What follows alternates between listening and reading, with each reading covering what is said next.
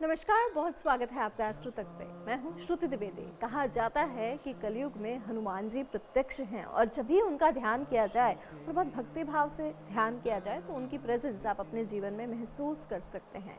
और वहीं पर ये माना जाता है कि कहीं ना कहीं हनुमान जी का जो महत्व है वो आपके जीवन में बहुत महत्वपूर्ण होता है, क्योंकि वो आपके रक्षक बन के भी कई बार कई विपत्तियों से लोगों को बचाते हैं। ऐसे कई सारे एक्सपीरियंसेस लोगों ने शेयर किए हैं। अब ऐसे में क्या कुछ उपाय किया जाए? कहा जाता है मंत्रों का जो प्रभाव होता है वो एक अलग पॉजिटिव वाइब्रेशन लेकर आता है।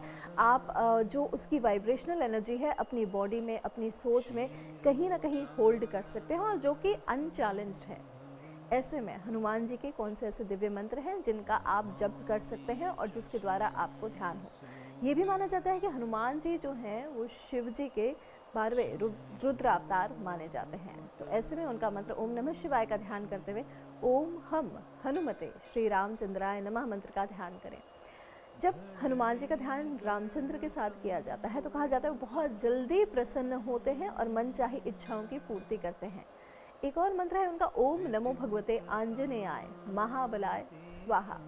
अंजनी पुत्र माने जाते हैं हनुमान जी। जब आप माँ अंजनी का ध्यान उनके साथ करते हैं तो निश्चित तौर पे जीवन में आपको बल साहस देते हैं। कभी भी आपके शत्रु बहुत ज़्यादा आपको परेशान कर रहे हों और ऐसा लग रहा है कि आप इस सिचुएशन से नहीं निकल पा रहे हैं या किसी एक ऐसी उलझन में पड़ गए हैं, तब आप क्या करें? ओम नमो भगवते हनुमते महारुद्राय हुम फट स्वाहा। ओम नमो भगवते हनुमते महारुद्राय हुम फट स्वाहा।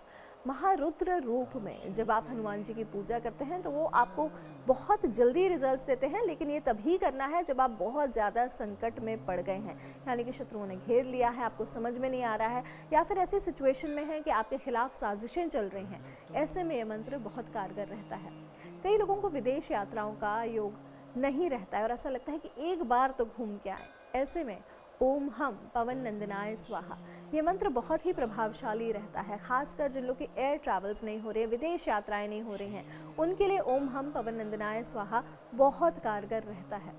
कई बार इंसान ऐसे संकटों में घिर जाता है जिसे वो समझ नहीं पाता, या तो कर्जा हो, रोग हो, या फिर कहीं ना कहीं शत्रु हो, और समझ नहीं आ रहा है, एक के बाद एक संकट आ रहे हैं। ऐसे में ओम नमो हरि मरकट मरकटाय स्वाहा इस मंत्र का तो साक्षात प्रमाण मैंने जीवन में देखा है कि कभी भी आप लोगों से घिर जाएं, परेशान हो जाएं, आप निकल नहीं पा रहे हैं एक सिचुएशन से, तो यह मंत्र रामबाण साबित होता है। ओम नमो हरि मरकट मरकटाय स्वाहा। चलिए अब जान लेते हैं, जहाँ मंत्रों की बात होती है वहाँ गायत्री मंत्र का क्या प्रभाव रहता है। गायत्री मंत्र अपने आप में सिद्ध है, उसमें कीलक नहीं लगा हुआ है, वो अपने आप में एक्टिवेटेड रहता है। तो ऐसे में यदि आपको कुछ नहीं समझ में आ रहा, थोड़ा सा भय भी लग रहा है कि हम करें कि नहीं करें, कौन सा करें, ऐसे में आप हनुमान जी का गायत्री मंत्र कर सकते हैं। ओम ह्रीम आंजनेयाय विद्महे पवन पुत्राय धीमहि तन्नो हनुमान प्रचोदयात्। मैं रिपीट कर दी, ओम ह्रीम आंजनेयाय विद्महे पवन पुत्राय धीमहि तन्नो हनुमान प्रचोदयात्। अब इन मंत्रों को आप किस पे कर सकते हैं?